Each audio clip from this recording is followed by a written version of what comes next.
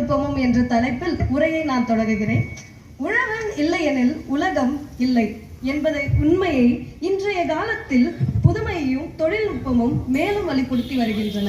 இன்றைய வேளாண்மை ட்ரோன் மூலம் தெளிப்பு, மண் பரிசோதனை, சொட்டு நீர் பாசனம், சென்சார் தொழில்நுட்பம், துல்லிய வேளாண்மை, மொபைல் செயலிகள் போன்ற புதுமையும் விவசாயத்தை எளிமையாகவும் லாபகரமாகவும் மாற்றியுள்ளன. ஒரு காலத்தில் அனுபவம் மட்டுமே வழிகாட்டியாக இருந்தது நமக்கு. இன்று அறிவும் தொழில்நுட்பமும் உழவரின் துணையாக உள்ளது. அதிக மகசூல், இதுவே வேளாண்மையின் அடையாளம். இந்த புதுமைகள் இளைஞர்களையும் வேளாண்மை நோக்கி ஈர்க்கின்றன. வேளாண்மை என்பது இப்பொழுது தொழில் மட்டும் அல்ல, நமது மரியாதையும் வளர்ச்சியும் தரும் நவீன வாழ்வாதாரமாக மாறியுள்ளது. அதனால் வேளாண்மையில் புதுமையும் தொழில்நுட்பமும் நமக்கு அவசியமாகிறது. புதுமை என்றால் என்ன? புதுமை என்பது பழைய முறைகளை மாற்றி உற்பத்தியை அதிகரிக்கும் புதிய யோசனைகளாகும்.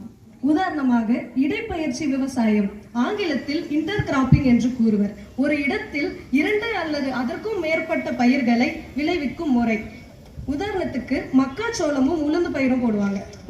ஒரு வரிசையில நம்ம மக்காச்சோளம் போட்டோம்னா அடுத்த 2 வரிசையில சரியான இடைவெளியில நம்ம உளுந்து போறது தான் இன்டர் கிராப்பிங் என்று ஆங்கிலத்தில் கூறுவர்.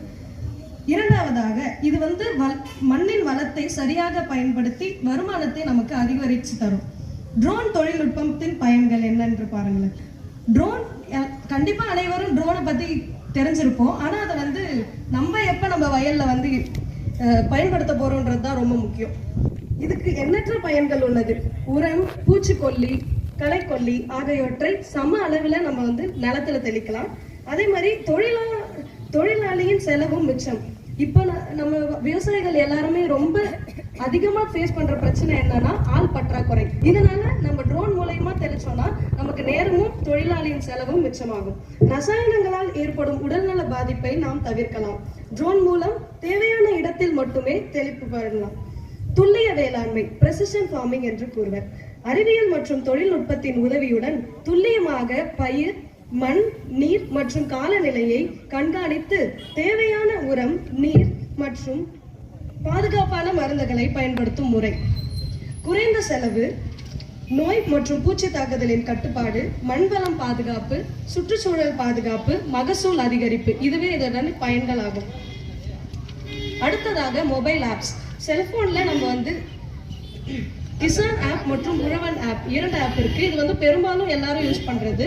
இதனால என்னென்ன பயன்கள் இருக்குன்னா, வானிலை தகவலை நாம் அறியலாம், பயிர் வேளாண்மையின் வழிபடுத்தல், நோய் மற்றும் பூச்சி கண்டறிதல், சந்தை விலையின் தகவல், அரசு திட்டங்கள் மற்றும் மானியங்கள் பற்றிய விவரம்.